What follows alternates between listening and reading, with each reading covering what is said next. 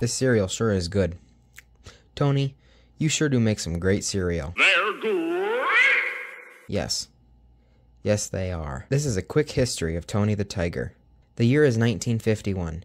Eugene Kolke is an accomplished graphic artist and art director at Leo Burnett, an advertising company. He created an early version of the beloved tiger for a contest to become the mascot of a brand new cereal called Sugar Frosted Flakes. He named the tiger Tony after Raymond Anthony Wells, an ad man at Leo Burnett. Kolke selected Martin Provenson to completely finish the artwork. Tony the Tiger competed against 3 other potential mascots: Katie the Kangaroo, Elmo the Elephant, and Newt the Gnu. Within a year, the other mascots were canned and Tony had won. Tony was also given a son, Tony Jr. It was decided that Tony needed a very distinct and powerful voice. Thus, Thurl Ravenscroft was cast. Ravenscroft would go on to voice him for 5 decades, all the way until his death in 2005. If you don't recognize him from Tony, you might recognize this. You're a mean one, Mr. Grinch.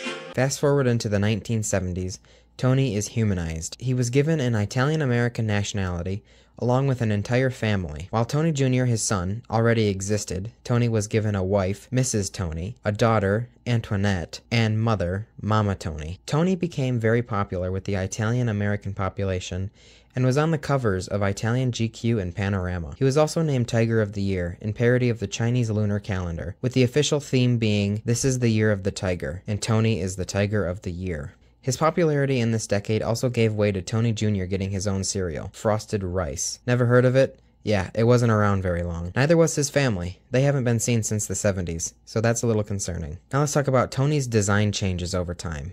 The first iterations of Tony was a much more tiger-like design than what we see today. This version of Tony was even occasionally seen walking on all 4s. In the 60s, he got minor tweaks and updates. He looked like this all the way to 1978. This year, Tony would see his biggest and most drastic change. In order to fit in with a fitness-obsessed America, Tony got a complete redesign. He now had a big and broad upper body with a small waist, to give the appearance of a buff gym body. The next change would be in 1984, where Tony got another makeover.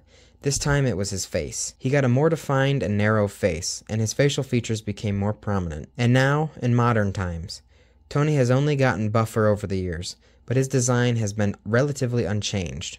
Until now. While he's still looking the same, his animation has changed. No longer is he 2D, he's now CG animated. So what is Tony up to these days? The same thing he's always been doing. Playing sports, helping kids' sports teams, and of course, advertising for those delicious Frosted Flakes.